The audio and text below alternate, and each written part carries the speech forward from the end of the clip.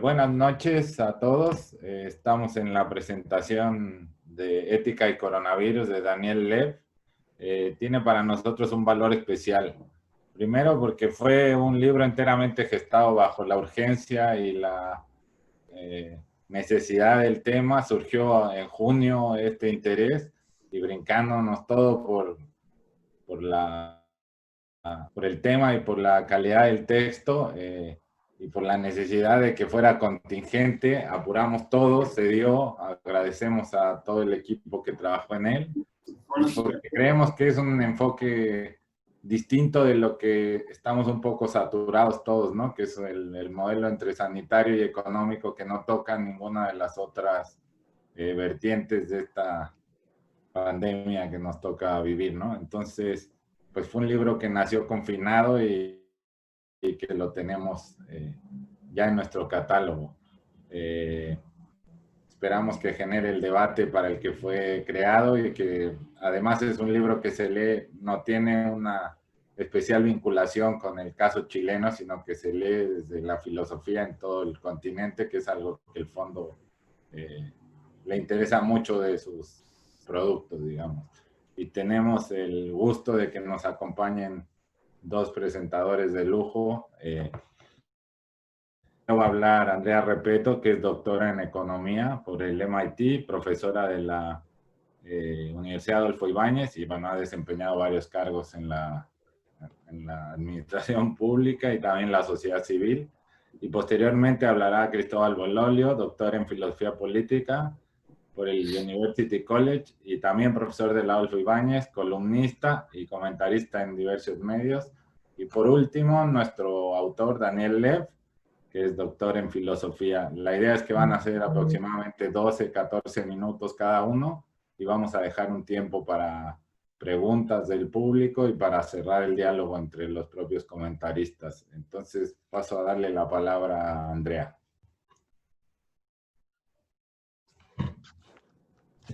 Muteada.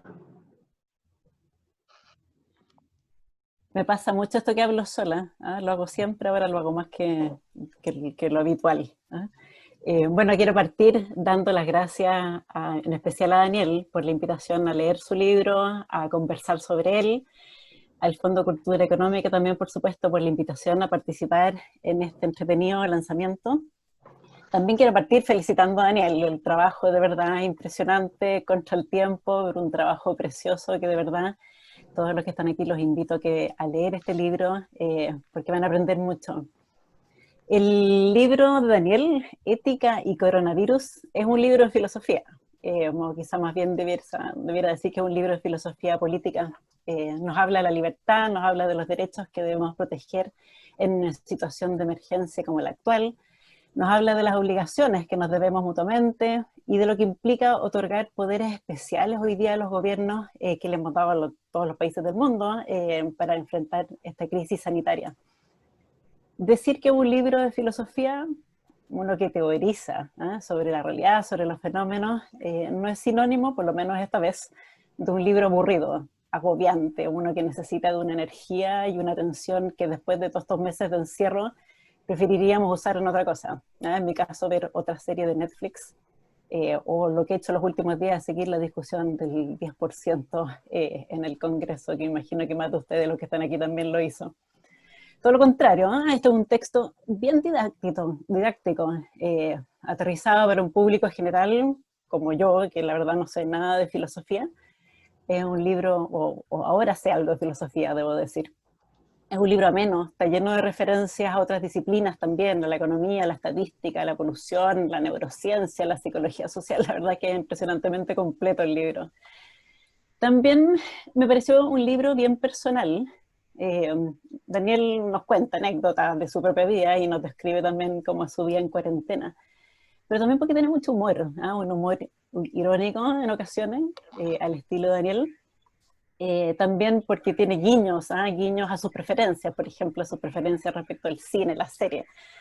Cita Indiana Jones, Black Mirror, Matrix, Blade Runner, a sus personajes centrales, a las formas que tienen ellos de ver nuestro mundo.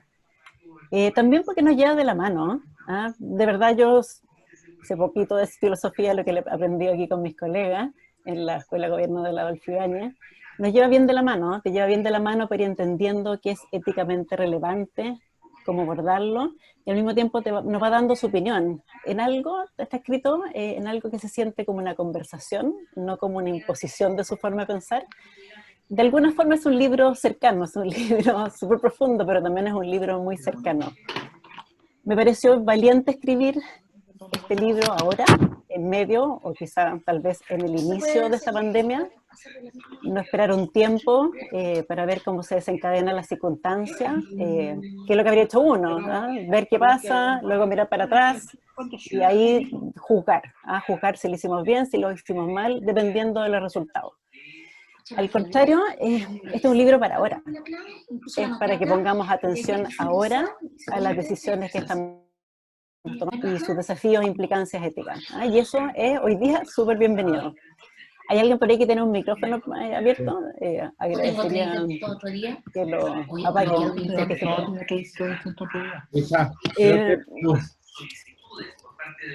No quiero detenerme en explicarles el libro, en contárselo, sería súper injusto para todos ustedes, mejor lo leen con sus propios ojos. También sería injusto con Daniel, porque probablemente no soy yo la persona más capaz de explicarlo y menos de darle el tono correcto como se lo dio él. Pero el libro me dejó muchas ideas rondando y quiero, algo que ya hemos conversado un poco con él, quiero detenerme en una de ellas, que me parece que es muy relevante para quienes tenemos interés en las políticas públicas, en su contenido, en cómo se hacen y hacia quienes se dirigen. Específicamente quiero detenerme en los importantes sacrificios que hemos estado haciendo como sociedad, que hemos hecho, que estamos haciendo, que vamos a seguir haciendo, con la tarea de detener contagio. Un tema que Daniel reflexiona todo esto a lo largo, así con mucho detalle a lo largo de todo el texto.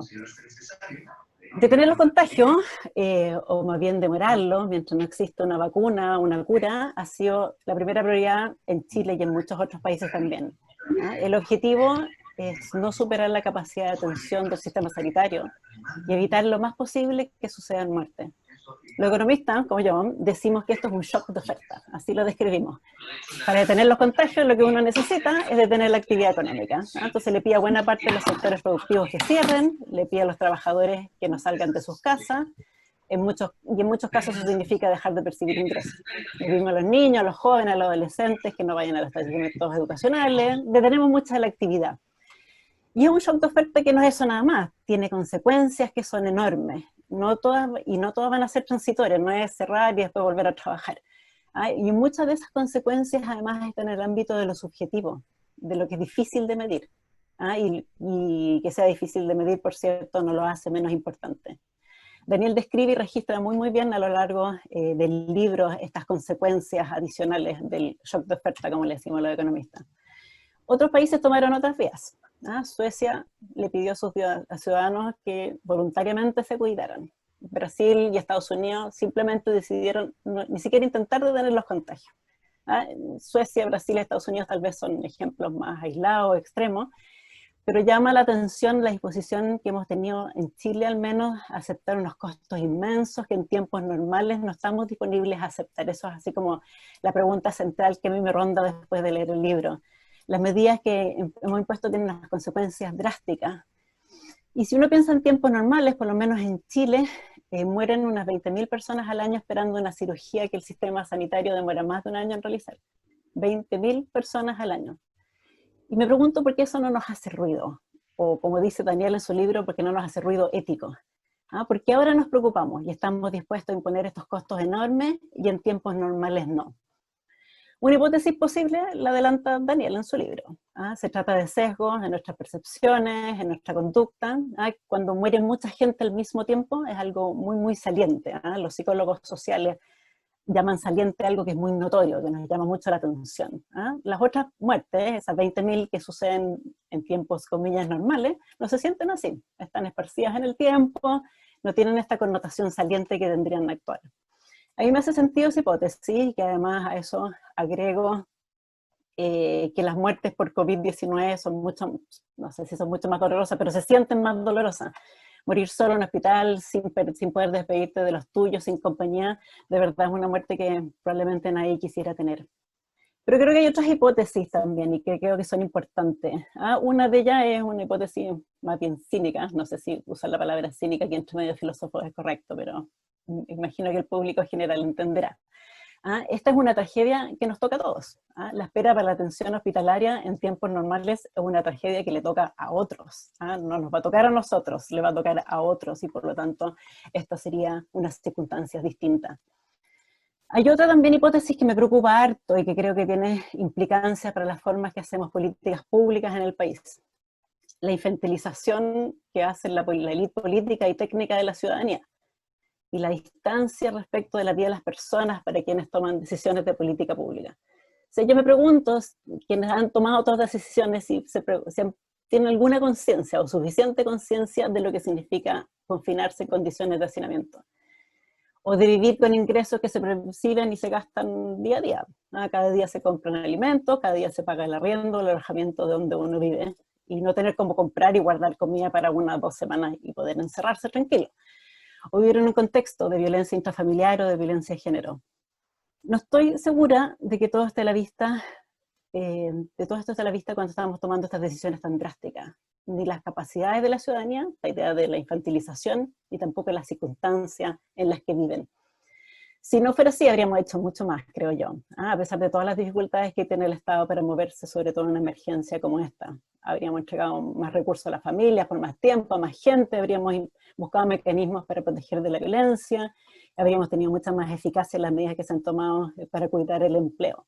Y no estaríamos regateando además los fondos por una reactivación que cada día pareciera que demora más en llegar, porque no hemos sido eficaces en esta etapa de la contención de contagio. Creo que en el fondo hoy día se ha puesto de nuevo en evidencia esta gran falencia de nuestra política social acá en Chile, que no entiende bien la vida diaria de para quienes se realiza y que tampoco toma en cuenta las subjetividades, los significados, las percepciones que produce, la sensación de injusticia, la sensación de indignidad de la que se queja mucha de nuestra ciudadanía. Al igual que Daniel, que él termina el libro en esta dirección, yo no creo que esta crisis nos lleve a formular drásticamente nuestra regla de convivencia ni nuestra forma de relacionarnos. No creo que el mundo vaya a cambiar así drásticamente. Pero tampoco creo que vaya a ser un paréntesis en nuestras vidas, o por lo menos me gustaría pensar que después de esto podemos estar más conscientes de muchos de los dilemas morales que enfrentamos en la pandemia, y entender que también los enfrentamos en el día a día, también en los tiempos normales. Así con mi sombrero economista, estamos constantemente decidiendo cómo asignar recursos, y cuáles son los bienes y los costos directos e indirectos que ello trae. Eso es la política pública, asignar esos recursos. Y enfrentados a estos dilemas sería una gran cosa que fuéramos capaces de explicitar mejor los criterios que implícitamente usamos en esas asignaciones. Por ejemplo, ¿cuán aceptable nos parecen las medidas sociales que impactan negativamente la cohesión social? Como lo es en muchas ocasiones los mecanismos que utilizamos de focalización social, los programas sociales en Chile. O una política de vivienda social pública que segrega a las familias en territorios que tienen oportunidades muy visibles. O el dejar esperando más de un año, que es el ejemplo evidente hoy día con todo lo que hemos hecho en salud, dejar a personas esperando más de un año que requieran de una cirugía, una atención médica de especialidad. Para concluir, solo quiero decir que espero no ser sobreoptimista en que a la salida de esto quizá no demos vuelta al mundo y partamos de nuevo, pero por lo menos podamos ampliar la mirada hacia la política pública. En Chile vienen tiempos de conversación. Este libro nos enseña sobre las implicancias asociadas a las distintas visiones morales y también sobre lo que nos debemos los unos a los otros, eso que nos hace iguales. Y por eso los invito a leerlo, porque creo que puede ser, más allá del coronavirus, una buena compañía para estos tiempos de conversación y reflexión que se vienen en el país. Muchas gracias, Daniel, y muchas felicitaciones. Muchas gracias, Andrea. Le damos la palabra a Cristóbal.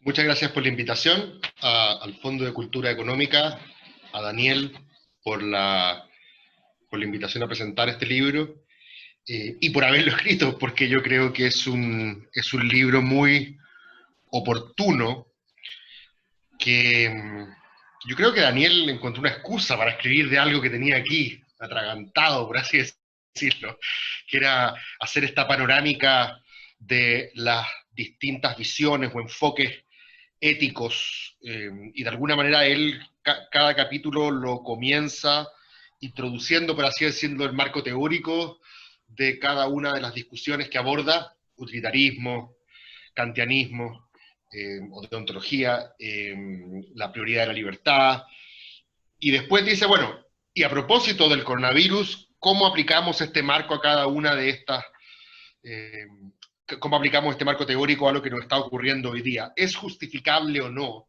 Es una pregunta que parece rondar todo el texto. ¿Es justificable o no que el poder político nos exija restringir nuestra libertad, en este caso entendida como una ausencia de interferencia, por este bien mayor que sería, como decía Andrea, evitar el contagio?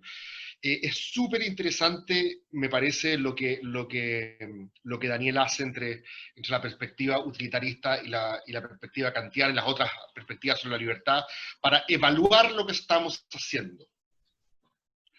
Porque me da la impresión de que la complejidad de la reflexión ética no está presente necesariamente en nuestras conversaciones.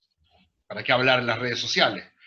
A veces pareciera que todo es tan obvio, es todo tan simple, y el que osa sugerir una aproximación distinta queda como automáticamente fuera de los márgenes de la convivencia civilizada, ¿cierto? Las perspectivas que Daniel denomina utilitaristas han sido demonizadas, por así decirlo, durante la pandemia. No voy a ser yo quien las va a defender, pero es bien interesante que me parece que asistimos a una especie de momento kantiano.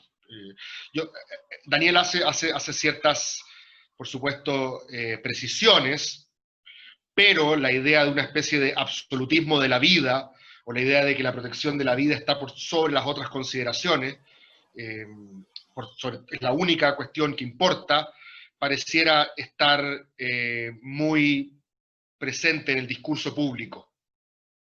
Aunque no necesariamente en la acción que algunos gobernantes han tomado al respecto, ¿cierto? Probablemente el caso de Boris Johnson o de Trump sean los más, o de Bolsonaro. Hasta cierto punto de Piñera, pero no estoy tan seguro de eso. Creo que trató de combinarlo un poco más. Pero claramente hubo un mundo que consideró inmoral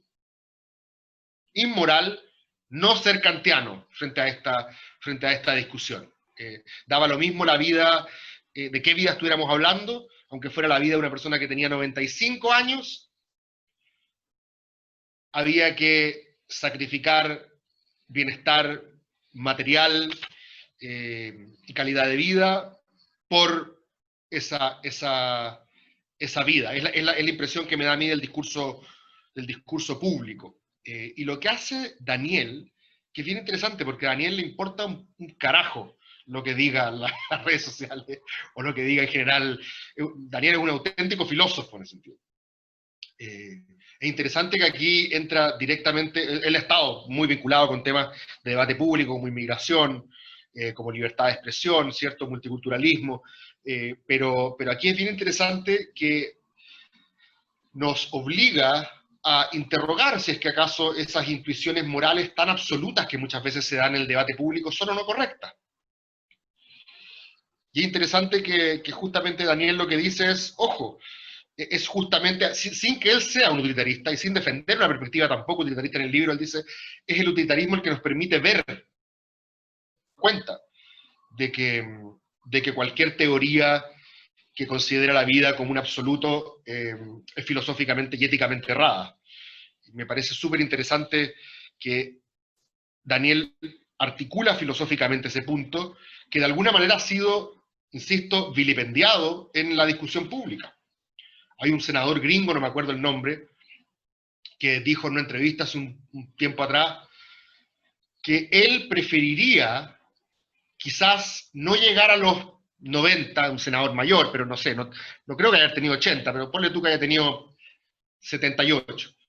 Y él decía que quizás él prefería no llegar a una edad más avanzada, si es que, entre comillas, ese sacrificio, por así decirlo, iba a significar que su nieto pudiese ir los próximos 3 veranos seguidos a campamento de verano, que es lo que lo hacía más feliz, le permitía jugar con sus compañeros. Y me acuerdo que cuando se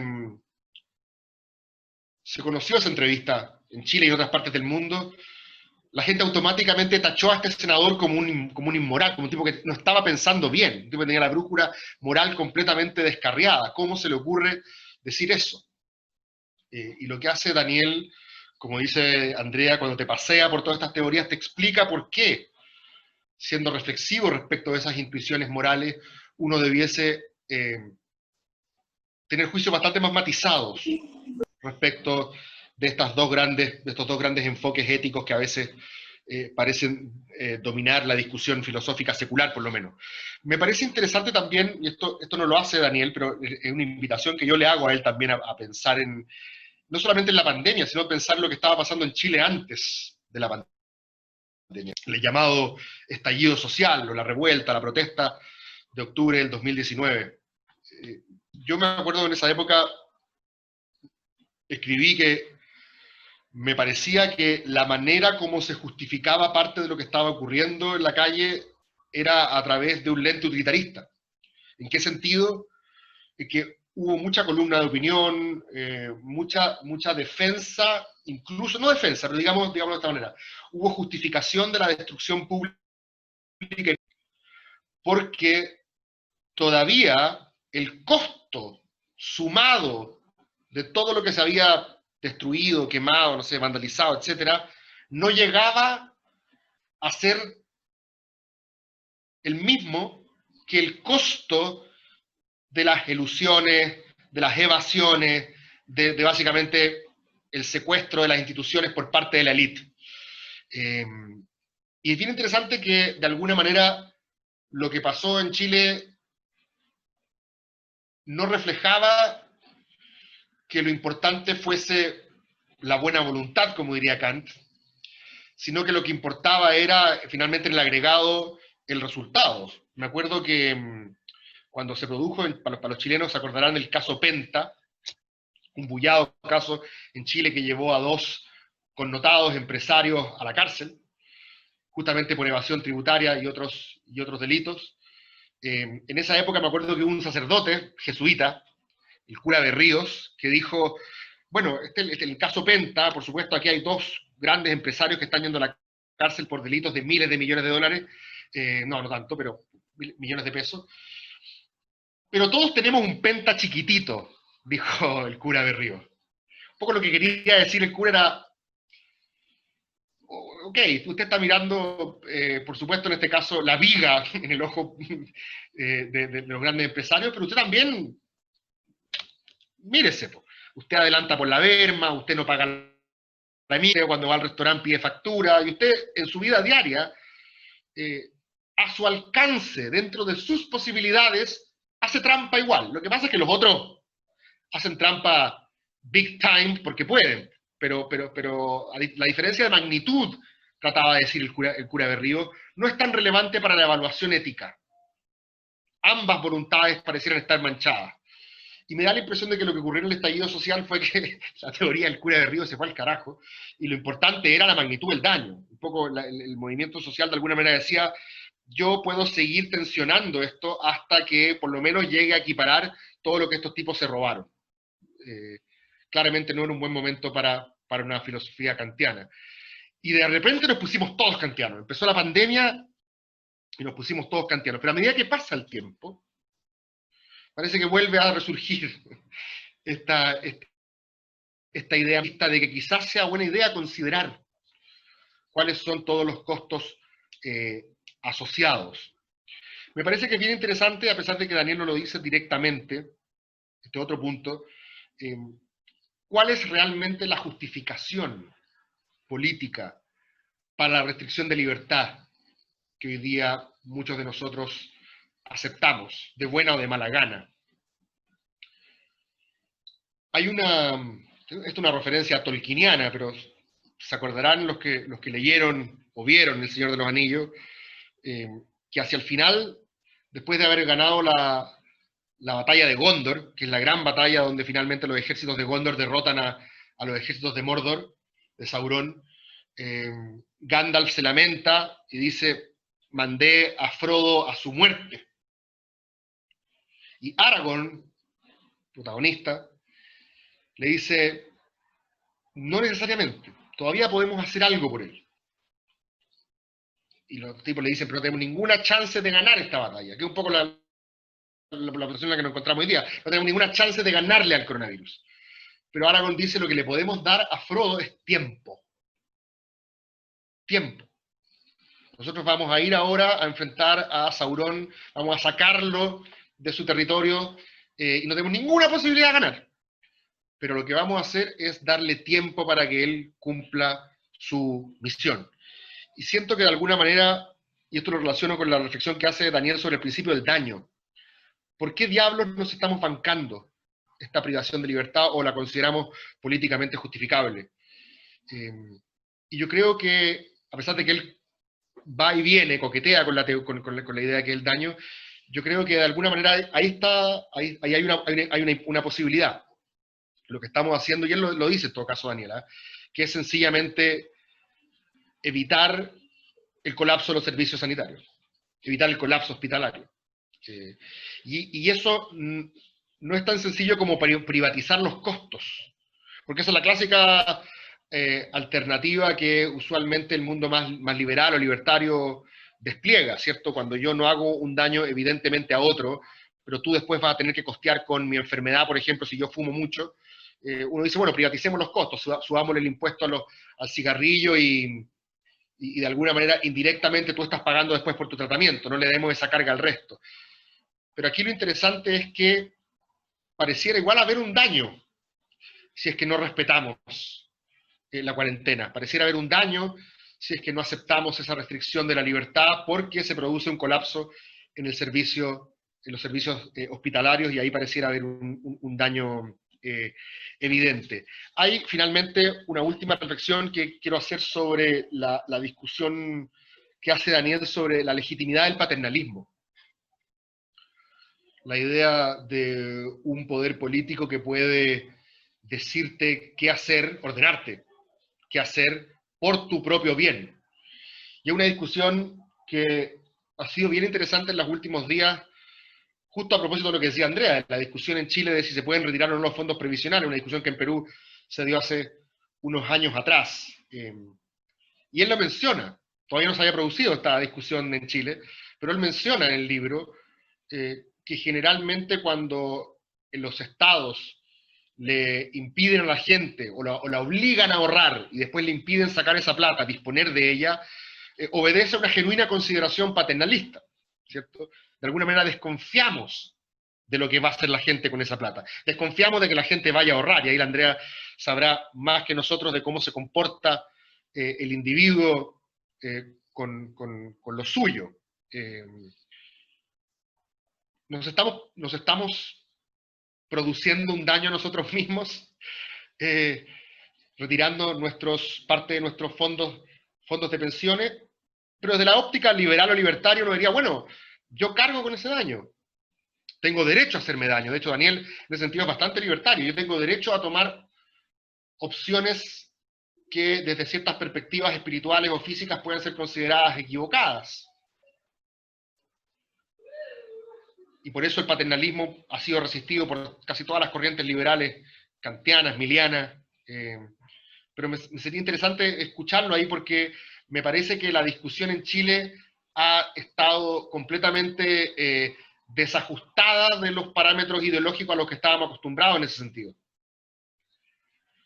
Lo que podríamos llamar el liberalismo económico, que debería estar en el corazón del gobierno, el de la derecha, no ha argumentado a favor de la libertad del retiro, por el contrario, ha argumentado un principio más bien paternalista, y han sido movimientos de izquierda que en teoría podrían ser más simpatéticos a la idea paternalista los que han arguido el argumento libertario. Cada uno saca su plata y hace lo que quiera con él. Y finalmente, si es que es posible tener una reflexión de Daniel sobre esta idea humeana de que en el fondo nuestras creencias, nuestras opiniones, estoy muy pegado con esa idea porque analizando por qué en política muchas veces conviene quedarte con tu tribu antes que elaborar razones que te alejen de ella, pero que pueden eventualmente acercarte a lo que uno podría llamar la verdad Parece que este Homo sapiens no evolucionó para alcanzar la verdad, evolucionó, por supuesto, para sobrevivir,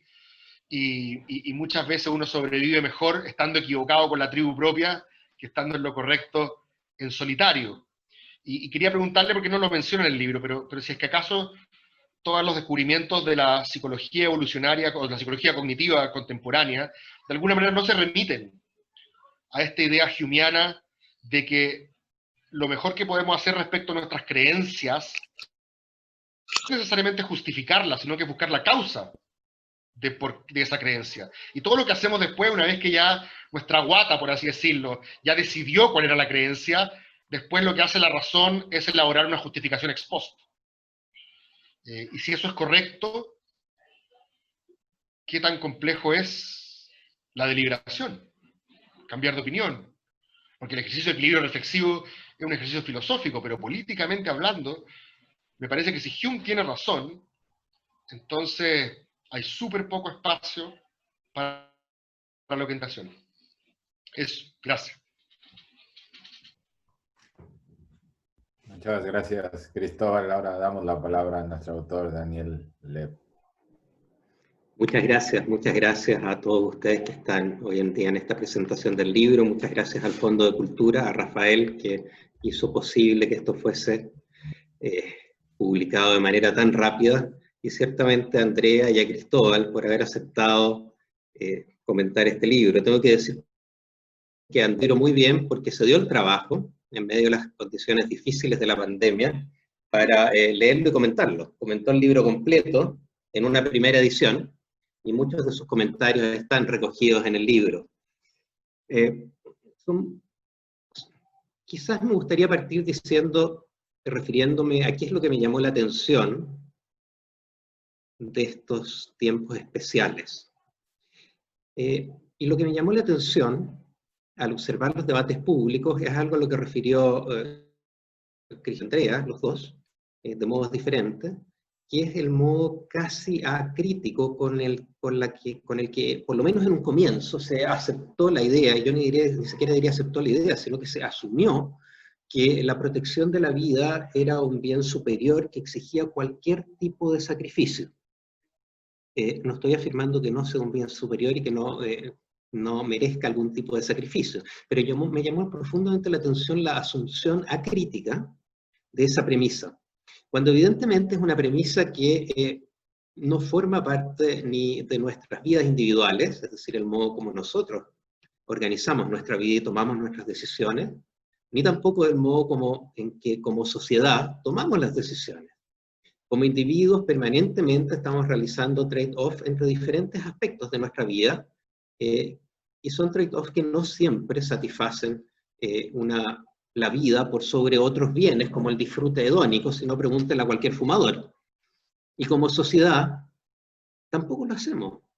Como sociedad estamos dispuestos a, por ejemplo, aceptar ciertos tipos de riesgo, aceptar ciertos tipos de muerte, que serían evitables.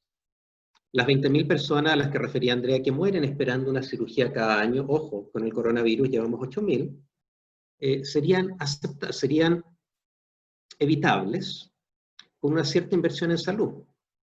Y no la hacemos. Probablemente de modo errado.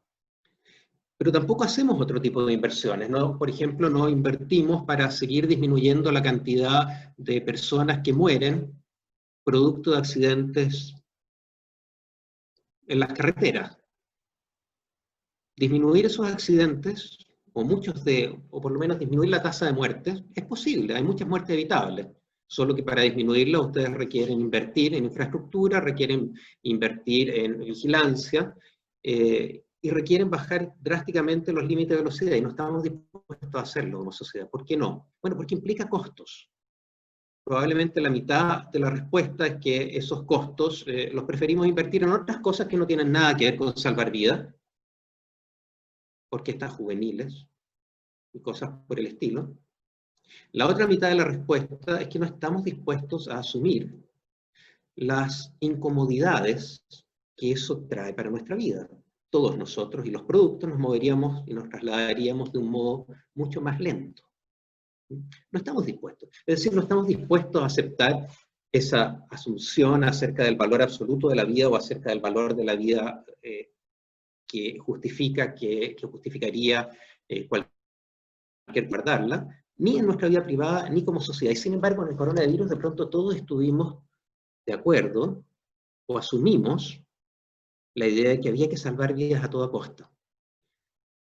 Y esta idea resulta aún más difícil de sostener una vez que empezamos a tener cierta claridad acerca de cuáles son las consecuencias que se siguen, ojo, no del coronavirus, las consecuencias que se siguen de las medidas para luchar contra el coronavirus por las que hemos optado como sociedad. Y las consecuencias son, como decía Andrea, tremendas, son tremendas. En un comienzo no parecía haber una cierta, no parecía haber cierta conciencia, pero con el tiempo nos hemos dado cuenta de lo que significa. Y lo que significa no es solamente un trade-off entre vidas y podríamos decir bienes suntuarios hedónicos, de ningún modo. Significa una serie de trade-off, primero, entre vidas. Dense cuenta que, de acuerdo a ciertos estudios de Till von Baster, perder el trabajo en de crisis significa que nuestra tasa de vida, es decir, acortamos nuestra vida, si es que la ampliamos, digamos, hasta el fin de nuestra vida productiva, disminuimos nuestra vida en 1,5 años.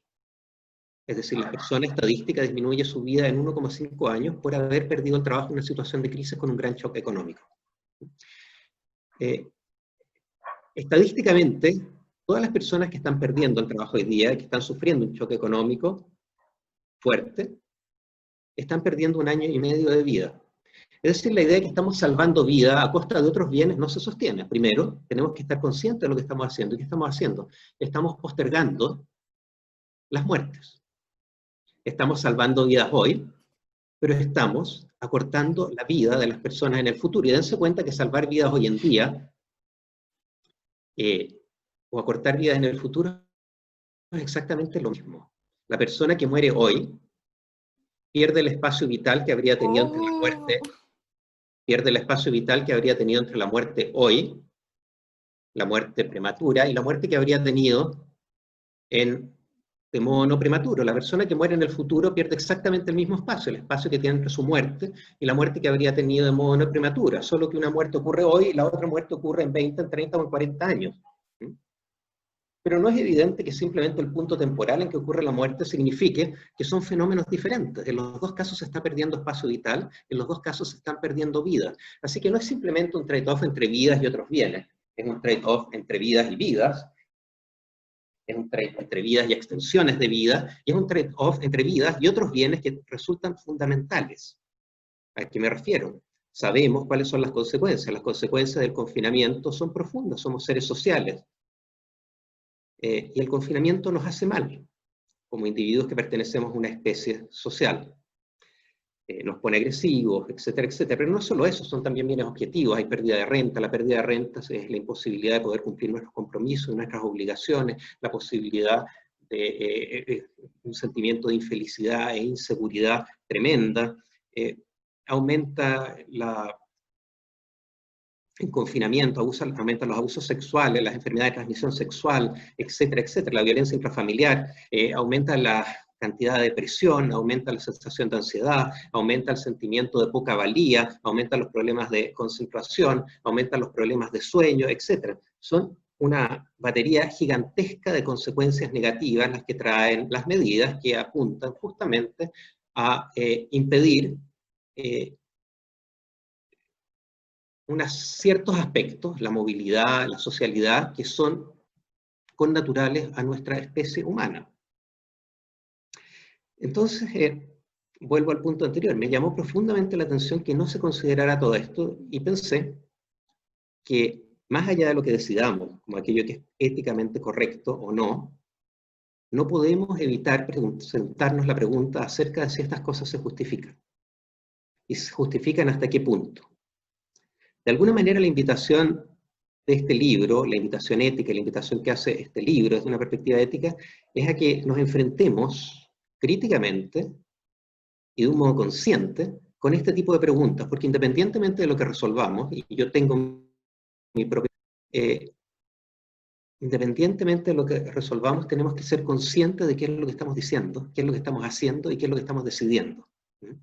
Es decir, recurrir al técnico es un camino errado. Hay mucho espacio en las políticas públicas para los técnicos, sin duda alguna, pero la técnica, sin criterios, sin asunciones éticas, no se sostiene. Incluso en la determinación de los criterios que se consideran importantes y cómo los entendemos, por ejemplo, el bienestar, entran elementos éticos de los que tenemos que estar conscientes. Y la posición absolutista tampoco se sostiene. El que dice que es evidente que la vida está ante todo, está tomando una posición acrítica, absolutista, que no se sostiene por sí mismo. No es así. Entonces hay que ser consciente de estas cosas y este libro era una invitación a hacerlo.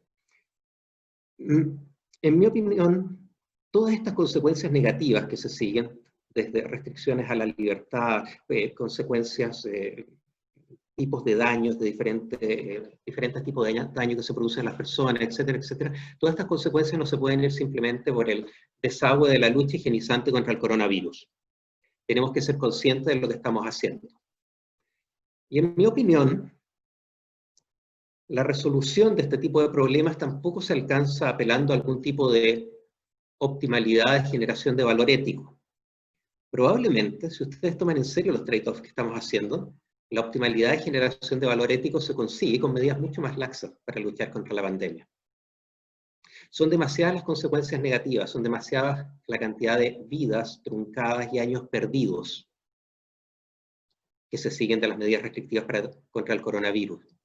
Pero como digo, no considero, y en el libro trato de argumentar por qué, que debamos encontrar la respuesta correcta frente al coronavirus mediante la generación o la maximización del valor ético. Creo que hay otro tipo de obligaciones a los que se referían los comentaristas, que tienen que ver con aquello que nos debemos como miembros de una sociedad, lo que nos debemos los unos a los otros, es decir, como individuos que estamos bajo el dominio de ciertas instituciones.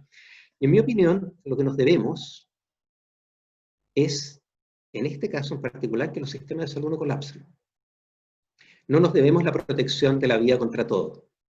La protección de la vida no puede justificar cualquier tipo de restricción a la libertad, cualquier tipo de consecuencia en el bienestar de las personas.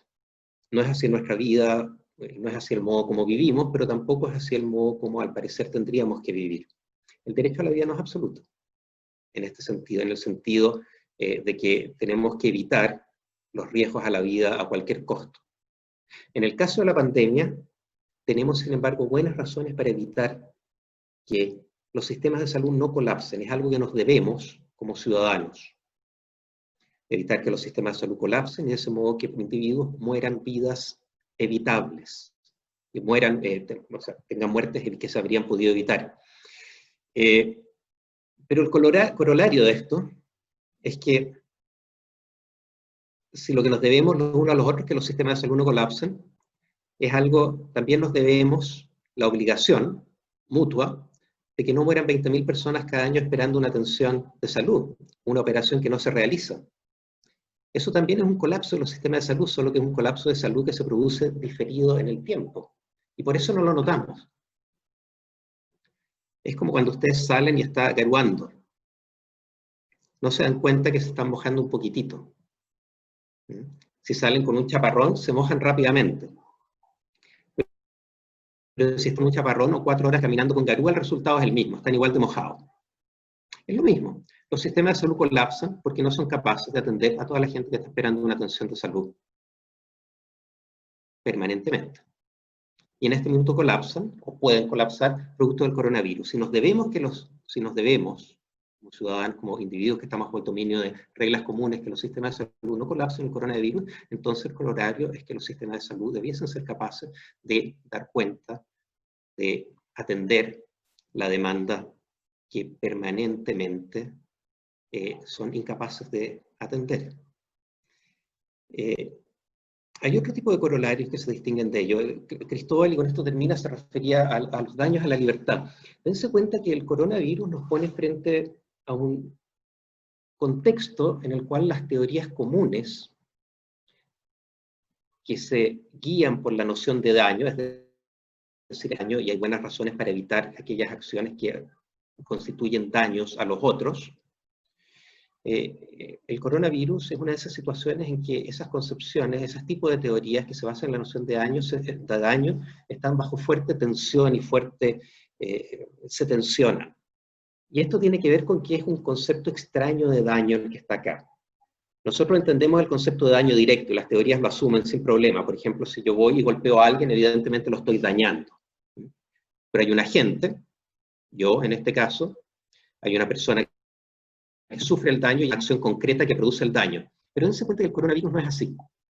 En el coronavirus lo que hacemos, al salir de nuestras casas, al movilizarnos, es incrementar una probabilidad de daño. Mientras más individuos salen, se incrementa más la probabilidad de un daño. ¿Quiénes están produciendo el daño?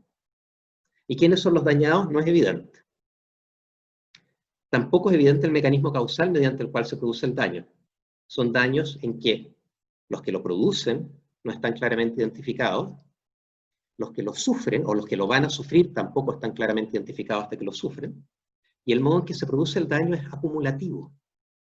Es decir, es la conjunción de muchas decisiones individuales la que produce un daño en otros individuos, en otros tiempos y quizás en otras geografías. Si consideramos que esto es un daño y como tal evitarlo, restringir las libertades, como yo lo considero, bajo ciertas condiciones, por paridad de razonamiento ustedes tendrían que sostener que los daños medioambientales, que son exactamente del mismo tipo, acumulativos, ocurren en tiempos diferentes y en geografías diferentes, también debiesen ser evitables mediante restricciones a la libertad. El daño que produce cada uno de nosotros hoy en día, al aumentar la contaminación atmosférica y así inundar, por ejemplo, Bangladesh en 20 años, dañando a todos los habitantes de ese país, es un daño que estructuralmente no se distingue del daño que provocamos al salir de nuestra casa y aumentar la probabilidad de que las personas mueran en razón del coronavirus. Si pensamos que es posible, que es racional, que es razonable restringir las libertades en el caso del coronavirus, entonces por paridad de razonamiento también lo tendríamos que considerar en el caso de los daños medioambientales. De alguna manera, una de las ventajas una de las características de la argumentación ética a las que les invito en este libro, es a que la consistencia es importante. Si ustedes piensan que algo en una determinada condición, situación, circunstancia, es correcto, entonces ustedes deberían sostener lo mismo en situaciones relevantes, que son similares en un sentido relevante. Y la invitación de este libro, yo creo que Cristóbal Belolio se dio cuenta bien, de alguna manera es a hacer esto con ocasión del coronavirus. El coronavirus fue una ocasión, justamente, para desarrollar todos estos argumentos que tienen como objeto mucho más que el modo en el cual contingentemente nos hagamos cargo de la pandemia. Tienen que ver cómo nos hagamos cargo de una serie de problemáticas y crisis que nos afectan como sociedad, como país, pero también como sociedad mundial. Yo quiero agradecer nuevamente a todos los que participaron hoy en día en este lanzamiento, al Fondo de Cultura Económica, a Rafael López como su editor, y a Andrea Repeto y Cristóbal Belolio por tan generosamente haber aceptado, haber comentado el libro Ética y Coronavirus, y los invito cordialmente a leerlo y formarse su propia opinión. Muchas gracias. Muchas gracias, Daniel, y muchas gracias a nuestros comentaristas. Antes de pasar a las preguntas, queríamos hacer un anuncio. El libro ya se encuentra en nuestra plataforma digital y también en Amazon. Se puede comprar vía la tienda web y en las próximas semanas va a llegar a librerías. Queríamos dar el paso a preguntas. Nicolás Díaz quería que se le abriera el micrófono para hacer una pregunta. ¿Sí? ¿Se escucha? No sé si... Sí, se escucha. ¿Aló? ¿Sí? Ya. Bueno, gracias por la posibilidad de hacer la pregunta entre toda la gente que está aquí, que no nos vemos. Bueno, primero, brevemente agradecerle a Daniel, a Andrea y a Cristóbal por sus palabras. La verdad es que estuve tomando nota y tengo como 800.000 preguntas, y quizás eso es bueno porque, de alguna manera, cuando se habla de filosofía, que surgen más preguntas, quizás esa es la idea. Yo quería retomar un tema que planteó Daniel, respecto a si él considera, y me surgió, me hizo por así decirlo un poquito de ruido con esto de que está en choque, hay un trade-off entre vida y vida, con la medida que se toma. La evidencia respecto en el contexto actual de la pandemia no ha demostrado otra cosa, por ejemplo, con las medidas más drásticas tomadas en tiempo más acotado, de alguna manera implican que esa tendencia o esa inclinación de la tendencia de la baja en los contagios implica que esas consecuencias de las medidas drásticas se acortan en el tiempo. Y si eso no cuestiona, por así decirlo, el argumento este del trade-off entre vida o vida. No sé si se entiende más o menos lo que quiero plantear. Y en relación a eso, si pudieras como de alguna manera tomar qué reflexiones se pueden hacer acerca de la mayor cantidad de información disponible en cuanto a los cuestionamientos éticos que nos hacemos. Ya ha ocurrido mucho ahora con el tema de la pandemia, de la transparencia de los datos y de alguna manera qué hacemos con esa información disponible y cuáles son los comportamientos éticos, ya sea a nivel institucional o a nivel individual, conforme a toda esa evidencia que se ha levantado. Entonces, si eso reformula de alguna manera el pensamiento ético o los paradigmas éticos que existen. Eso. Y bueno, nuevamente agradecer. Muchas gracias por la pregunta. Rápidamente, evidentemente, si se detienen rápidamente los contagios, si no hay rebrotes importantes, etcétera, etcétera, entonces eventualmente la economía empieza a funcionar, y cuando digo la economía no estoy hablando simplemente de datos, estoy hablando de las relaciones comerciales y los intercambios, de los cuales, como son las sociedades hoy en día, depende de nuestro bienestar, de modo tal que las consecuencias, producto de las medidas para luchar contra el coronavirus, son menores. Esa es al menos la teoría. Pero en todo caso se siguen produciendo el trade-off de vidas contra vidas. Lo que cambia son simplemente la cantidad de números a cada lado. En algunos casos son mayores, en otros son menores. Pero el trade-off se mantiene. Y desconocer ese trade-off es un error grande. Aunque reconocerlo no sea nada más que para asumir que ciertas vidas, las presentes quizás, valen más que las futuras, o las futuras más que las presentes. Pero no se puede desconocer ese trade-off, y ese trade-off ocurre todo el tiempo. Simplemente disminuyen los números a cada lado. El segundo punto no entendí muy bien. ¿Te estás refiriendo a qué cuando te refieres a transparencia de datos, efectivamente, y a qué consecuencias en la reflexión ética? A ver, estaba leyendo algo de Peter Singer, que estuvo de moda por el tema, yo imagino a lo mejor estás familiarizado con que ecologista, digamos, la liberación animal son sus temas, el daño ecológico, y él incorpora mucho la reflexión de la evolución biológica, por así decirlo, del ser humano, ¿cierto?, a las definiciones éticas, ¿ya?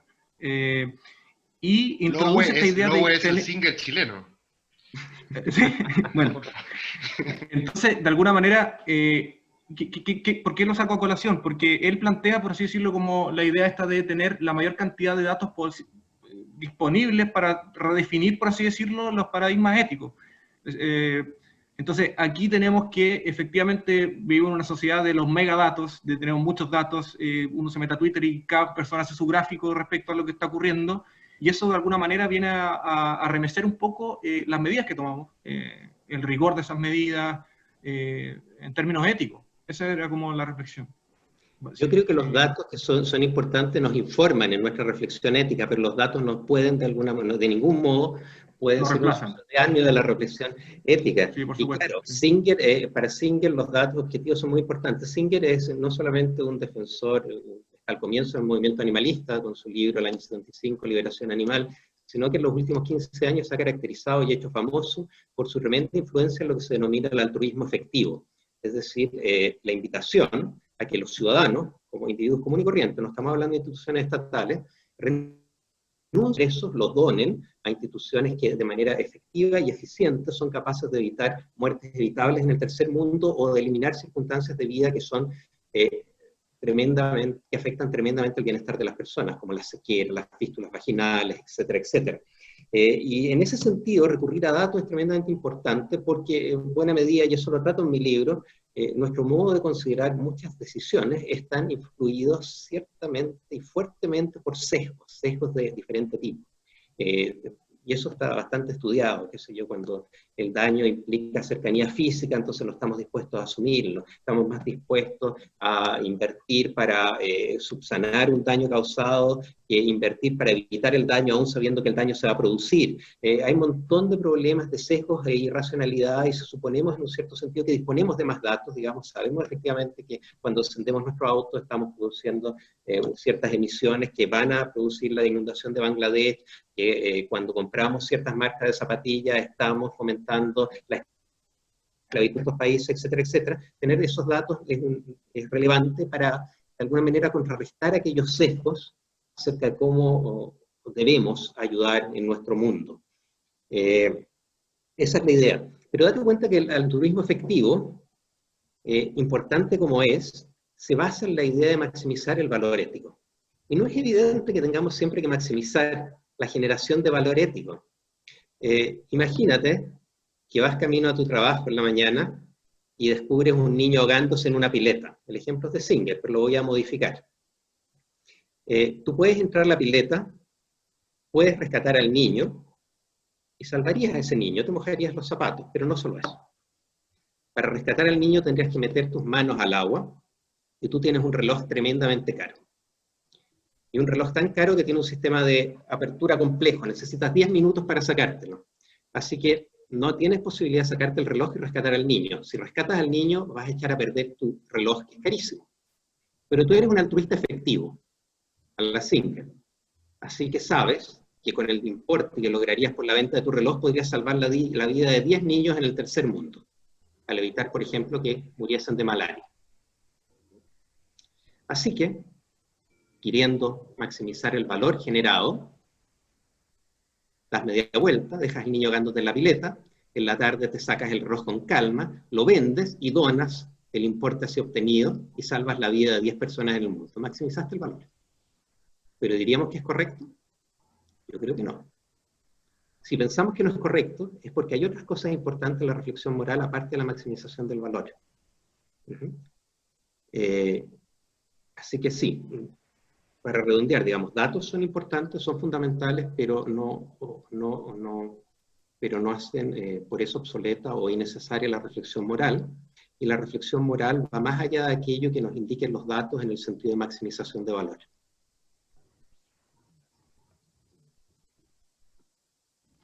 Muchas gracias, Daniel. Sí. Andrés Bovenreit, ¿le podrían dar micrófono? Sí, ¿qué tal? ¿Se escucha? Yo me lo di a mí mismo. Sí. Muchas gracias. Gracias, Daniel. Gracias por la presentación. Realmente no he podido leer el libro, pero sin duda esto produce grandes ganas de leer el libro. Pero quiero retomar el tema con el cual terminaste, que me parece particularmente interesante, que es algo que mencionó Andrea Repetto con respecto a qué va a cambiar con nosotros. Y ella dijo que ella creía que va a cambiar poco. Y yo creo que va a cambiar poco. Yo estoy de acuerdo con eso. La gente está como fin de año haciendo los propósitos para cuando vuelva a vivir mi vida normalmente, qué voy a hacer, a dónde va a ir. Todas esas cosas que la gente está planeando que va a hacer, yo creo que no van a ser muchas, o no sé, irán a comerse un plato, algo, harán 3 cosas y la vida va a seguir más o menos igual. Pero quiero relacionarlo con tu propuesta teórica, porque yo creo que sería bueno que hiciéramos eso, que uno diga que ya que se permitió esta vez, ¿por qué no lo pensamos en otras veces? Pero yo creo que no va a pasar. No va a pasar para nada. Y lo extraño es se le pasó tan rápido algo que normalmente no pasaba, y que eso otro que uno diría que ya que pasó esto debería pasar, no va a pasar tampoco. Es una conjetura y en una de esas la humanidad se vuelve súper consciente, pero no creo. Yo creo que sería súper bueno que si hiciéramos lo que tú dices que deberíamos hacer, pero no creo que no va a pasar. La explicación es por qué no.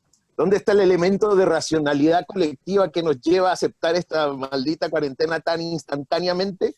y que no nos lleva a pensar en el daño ecológico y en los otros daños que tú mencionaste del sistema de salud? Gracias por la pregunta. Yo creo que la respuesta es multicausal, por decirlo de alguna manera. Hay sesgos evidentes en el modo como percibimos el coronavirus. Hay un cierto cinismo, como decía Andrea también. Concuerdo contigo, esto no va porque lo consideremos correcto ahora. O sea, aceptamos las medidas hoy en día, pero eso no significa que las vayamos a aceptar en los casos en que son similares en sentido relevante. Eso no va a ocurrir. Yo creo que evidentemente no va a ocurrir. Ojalá ocurriese. Yo creo que hay buenas razones éticas para que ocurriese, pero eso, digamos, eso no significa que uno simplemente tiene que uno no puede simplemente estar proyectando sus deseos, digamos, en las causalidades empíricas y sociales del mundo. Eso no es un sesgo presentista, Daniel, que hablábamos la otra vez. Eso no es justamente que dos situaciones relevantemente similares, como dice Andrés, las evaluemos distinto, es porque en un caso el drama es 24/7 en tiempo real, en el otro caso parecen estar súper... Hasta que no veamos inundándose a Bangladesh, como que de alguna manera no le vamos a creer al... Se lo llama el sesgo del rescate. Estamos dispuestos a invertir mucho para rescatar a alguien, pero no estamos dispuestos a invertir para evitar que alguien tenga que ser rescatado. Es así. Aunque tengamos conocimiento. Estamos llenos de... Pero esa no es la respuesta que quiero decir. Yo creo que hay otro elemento que es fundamental, y al que le dedico una parte de mi libro, que es el miedo. Pienso que vivimos, aunque parezca de una manera, aunque parezca curioso decirlo hoy en día, vivimos en sociedades que comparativamente, cuando se trata de comparaciones siempre el argumento se juega en la comparación, los puntos de comparación que estamos eligiendo, pero vivimos en sociedades que comparativamente son tan seguras como no lo han sido nunca en la historia. Claro, si desagregamos los datos de lugares horrorosos en el mundo, etcétera, etcétera, y también en Chile, etcétera, etcétera, pero vivimos en sociedades tremendamente seguras. Si hubiésemos nacido, si nos hubiese tocado vivir la gripe española en 1918, hubiésemos tenido una tasa de mortalidad de niños en el primer año de vida, de niños nacidos vivos durante el primer año de vida, hubiésemos tenido una tasa de mortalidad de 30%. De cada 1000 niños que nacían vivos, 300 morían en el primer año. En 1930 eran 200, recién en los años 60 empezó a bajar de manera radical la cantidad de muertes de niños nacidos vivos durante el primer año de vida. Y ese ejercicio lo puedes realizar con números más, números menos, en la mayoría de las sociedades del mundo. Y lo mismo puedes realizar con otro tipo de parámetros que refieren a condicionantes sociales de la salud, etcétera, etcétera. Todo lo que ha hecho que nuestras sociedades sean tremendamente seguras hoy en día y que nuestras vidas en esas sociedades sean bastante seguras, tengamos una cierta certeza razonable que es probable que alcancemos a tener una vida de duración normal, por ejemplo, cosas así. Y en mi opinión, esa seguridad lo que ha producido es ciertamente un miedo tremendo a la inseguridad, un miedo tremendo al riesgo. Tendemos a exagerar los riesgos pequeños, eso es algo que está bastante estudiado, pero tenemos un miedo tremendo a perder esa seguridad. Tenemos un riesgo tremendo a ciertos riesgos. Y nos hemos transformado de alguna manera en sujetos temerosos. Y esa es una buena noticia, porque seguramente se retrotrae que nuestras sociedades son tremendamente seguras. Tú no hubieses tenido la misma aversión al riesgo frente a una enfermedad como el coronavirus, una pandemia que tiene una tasa de mortalidad que probablemente no llega al 0,4%, si hubieses vivido la gripe española, en la que durante 1918 murieron entre 20 y 40 millones de personas con una población mundial que no alcanzaba a ser un tercio de la actual. O sea, si llevas los datos hoy en día, significaría que este año deberían morir 200 millones de personas en el mundo. Aproximadamente. Somos seres temerosos, porque vivimos en sociedades muy seguras. Y por lo tanto, perder esa seguridad, tener que enfrentar riesgos a los que no estamos acostumbrados, nos parece intolerable. Y por eso de pronto cuando el riesgo llama a nuestra puerta, la inseguridad llama a nuestra puerta, y eso es lo que está haciendo el coronavirus, entonces aceptamos encerrarnos, aceptamos limitar nuestras libertades, aceptamos que nos vigilen con las apps en nuestro celular. Y yo creo que, yo no aventuro muchos pronósticos en este libro, sin embargo sostengo que no creo que nada vaya a cambiar de modo sustancial. En el margen van a cambiar cosas, pero sustancialmente nada. Pero hay un riesgo, que lo presento como una especulación, y es que efectivamente estos seres temerosos, los que nos hemos convertido, estemos dispuestos a aceptar límites importantes de nuestra libertad en pos de la seguridad, a que nos vigilen de manera más intensiva para evitar estos riesgos. Y de esa manera estamos dispuestos a renunciar a buena parte de aquello que hace que nuestras vidas sean valiosas de ser vividas. Ocurrió después de los atentados del 11 de septiembre en las Torres Gemelas. La población mayoritariamente aplaudió la restricción a las libertades civiles. Y esas restricciones, en ese sentido las restricciones a las libertades civiles se parecen un poco a los impuestos, ¿no? Llegan para tiempos excepcionales y se quedan para siempre. Bueno, se quedaron las restricciones a las libertades civiles. Y es posible que estemos dispuestos a aceptar restricciones a nuestras libertades hoy en día para hacer frente a estos riesgos que nos impone el coronavirus desde nuestra perspectiva de seres temerosos en los que nos hemos convertido, y que esas restricciones se quedan, y que nos convirtamos en sociedades, vivamos en sociedades menos libres, y por lo tanto, desde mi perspectiva al menos, en donde la posibilidad de dar valor a nuestra vida es más reducida. ¿Crees que eso tiene que ver, perdón, Daniel, con la observación de Jonathan Haidt de que las nuevas generaciones serían más propensas a la ofensa, que tú de hecho lo mencionas en el libro? ¿Crees que tiene que ver un poco también con esa necesidad de más seguridad? Sí, De yo que creo. la universidad sea un espacio seguro, ya su nombre Sí, sí. lo señala. Sí, o sea, la idea de la universidad como un espacio seguro, es decir, un espacio donde todos tengan la garantía de que no van a escuchar nada que los pueda ofender. En ese sentido se entiende la idea de la universidad como espacio seguro. Es evidentemente una idea que choca contra cualquier entendimiento razonable acerca de lo que es una universidad. La universidad es un lugar donde nos tenemos justamente que enfrentar con todo tipo de posiciones, incluso con las estúpidas, las idiotas, las ofensivas, evidentemente. Si tenemos algún tipo de confianza en nosotros mismos y en la razón, digamos, lo peor que podemos hacer es eliminar la voz de todos aquellos que la ponen en cuestión, por decirlo de algún modo. Ahora bien, sí, yo creo que hay algo de eso, hay algo generacional. Yo creo que Jonathan Haidt tiene razón. Hay, sin embargo, un elemento que hay que considerar. Los estudios de Jonathan Haidt son estudios que se han realizado en el primer mundo, en sociedades tremendamente, en sociedades ricas, en sociedades en las cuales las oportunidades a las que han tenido accesos los niños criados a partir de los años 90 son probablemente muy distintas a las posibilidades que han tenido los niños en Chile, aunque las posibilidades que han tenido los niños en Chile al ser criados a partir de los años 90 o 2000 son muy diferentes a las que tuvieron los que nacimos en los años 70, sin duda alguna. Así que ciertamente hay un elemento en la dirección de Haidt, pero si lo haces comparativamente, son situaciones bien distintas. Ahora bien, lo que hay común en los dos casos es que en países como Estados Unidos, países tremendamente ricos, en los cuales se produce este fenómeno que Haidt estudia muy bien, y en Chile lo que tenemos son generaciones que han nacido al cobijo, se han criado al cobijo de instituciones democráticas.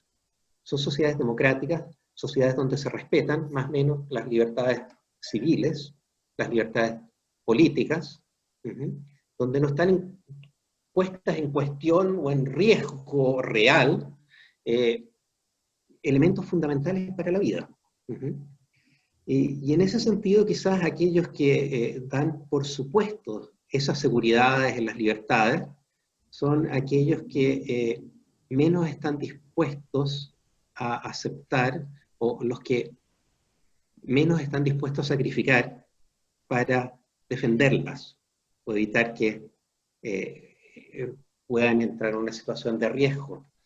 Quizás esta es otra formulación de la tesis famosa acerca de la cual los liberales o el liberalismo es incapaz de generar los recursos sociales y psicológicos que hagan posible su mantenimiento en el tiempo, ¿no? Son justamente los hijos de la democracia, los hijos de la libertad, aquellos que hoy en día la ponen en cuestión, recurriendo a conceptos como la universidad segura.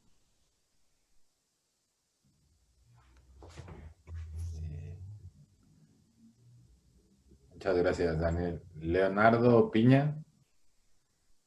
Y cerramos. Una última pregunta, agradecer mucho. Sí, hola.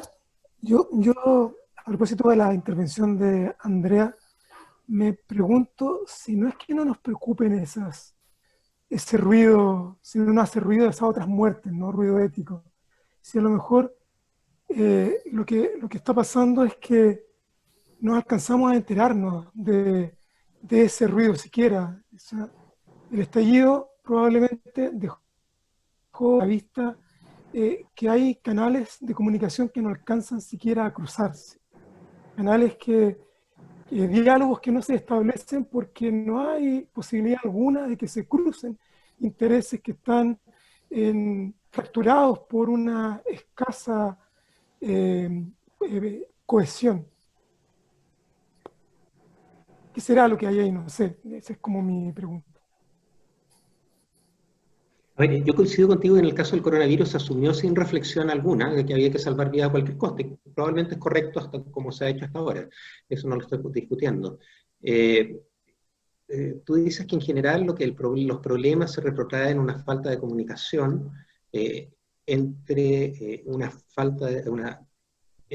por decirlo de alguna manera un poco caricaturesca, digamos, entre aquellos que están sufriendo las consecuencias de nuestro sistema el sistema institucional, y que habría un problema de comunicación que en definitiva se relacionaría con todo esto, con los modos como nos enfrentamos a los casos de justicia social, a lo que se presentó en el estallido como demanda de justicia justa, de justicia, etcétera, etcétera.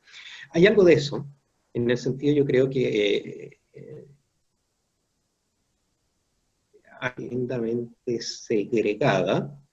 Hay mucha más meritocracia que la que había hace algún tiempo, pero la meritocracia todavía tiene un techo. Hay lugares donde no llegas tan fácilmente, y por lo mismo individuos con vidas diferentes, con biografías diferentes, no están presentes ciertamente en muchos espacios en los cuales se toman decisiones. Eso es cierto. Dicho lo anterior, hay que reconocer por otra parte que tenemos una representación política femenina. Tenemos un sistema político muy representativo. No tenemos el binominal. Tenemos grupos de izquierda que están presentes en el Parlamento y que si se tomaran en serio su trabajo, tendrían que hacer justamente la labor que tú estás diciendo que está en falta.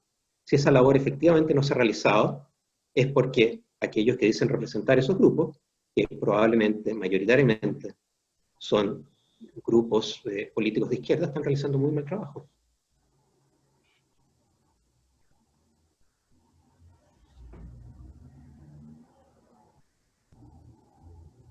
¿Sería todo, Daniel?